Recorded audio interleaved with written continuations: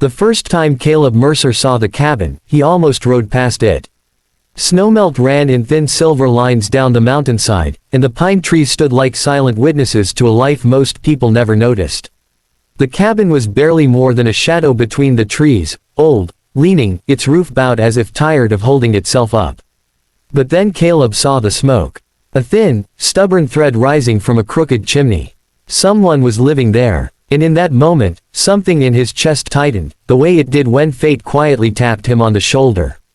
Caleb Mercer was known across 3 counties as a wealthy cowboy, though people used the word rancher when they spoke to his face. His land stretched farther than most men could ride in a day, and his cattle were branded with a mark everyone recognized. Money had come to him the hard way, through droughts, broken bones, and years of sleeping under open skies. But wealth had not softened him, it had only made him quieter. He'd buried his parents young, lost his wife to illness before they'd had children, and learned that life could be generous and cruel in the same breath. He reined his horse to a stop and studied the cabin again. Most folks avoided this part of the mountains. The road was bad, the winters worse. If someone was living out here alone, it wasn't by accident. Caleb told himself he should keep going. Curiosity had no place in a man who'd survived by minding his own business. Still, he turned his horse toward the trees. The woman opened the door before he could knock. That startled him. She was thin, wrapped in a faded shawl, her dark hair pulled back in a practical knot. Her eyes, sharp, wary, and far too alert, met his without fear but with caution earned through hard experience. For a long second, neither of them spoke. The wind sighed through the pines, and Caleb became acutely aware of how large he must look on his horse, how sudden his presence must feel. "I'm not selling," she said finally, her voice calm but firm. "And I don't need charity." Caleb blinked. "I wasn't here for either," he replied honestly. "Saw smoke. Wanted to make sure you were all right." She studied him as if weighing every word against a lifetime of disappointments. Then she stepped aside slightly. "I'm fine," she said. "As fine as anyone can be up here." The inside of the cabin smelled of wood smoke and boiled roots. It was clean but sparse, 1 table, 2 chairs, a narrow bed, shelves lined with jars. No pictures, no softness, a place built for survival, not comfort. Caleb removed his hat, suddenly unsure of himself. Her name was Eliza Hart. She had come to the mountains years ago after everything else had fallen apart. A husband who drank and gambled, debts she hadn't known about until men came knocking, a fire that took the little house they'd owned. When her husband disappeared, so did the sympathy of neighbors. Eliza had learned quickly that kindness had limits. "I don't bother anyone," she said, as if defending her right to exist. "I hunt, I gather, I trade when I need to. I pay for what I take." Caleb nodded, though she hadn't accused him of anything. He noticed the way her hands trembled just slightly when she poured water, how she winced when she shifted her weight.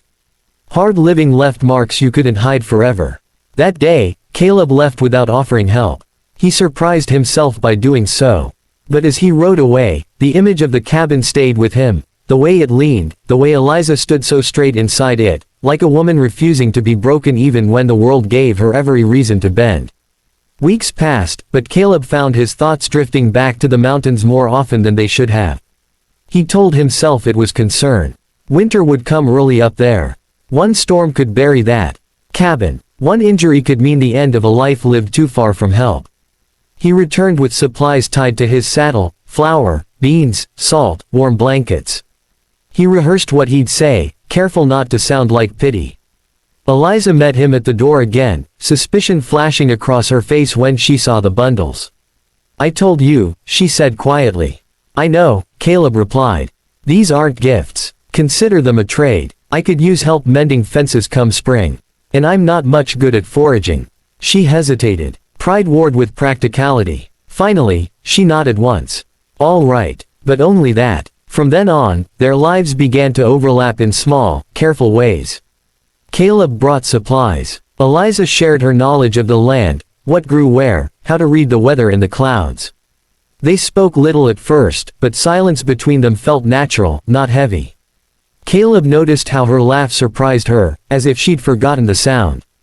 Eliza noticed how he never spoke down to her, never tried to fix her life with a few well-meaning words.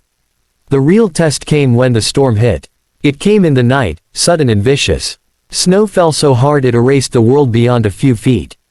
Caleb woke with a familiar dread twisting in his gut.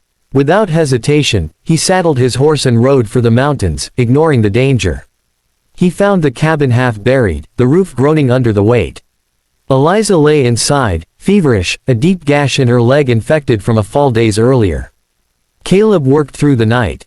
He cut away ruined boards, reinforced the roof, cleaned and bound her wound with steady hands.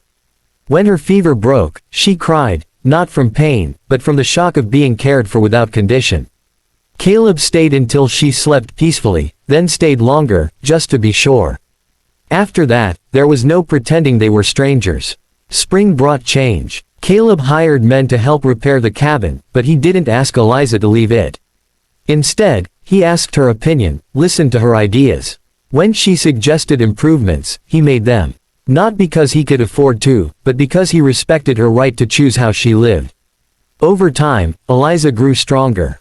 She walked without pain. She smiled more easily. She still valued her independence, but she no longer had to defend it so fiercely. Caleb found himself laughing more, too.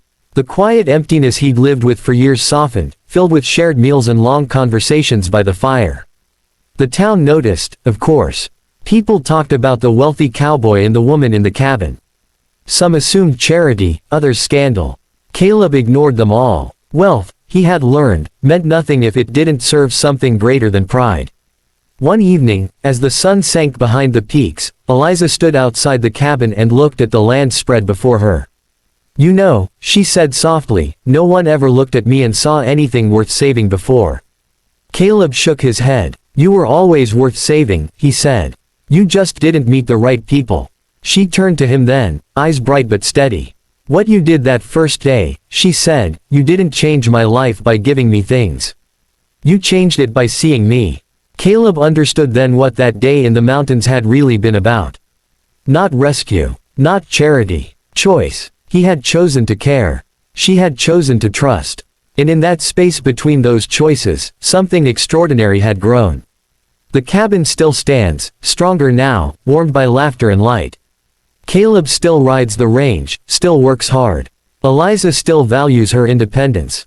But they walk forward together, proof that sometimes the most amazing thing a person can do is simply stop, look, and decide that another life matters. And that choice, made on an ordinary day in the mountains, changed everything.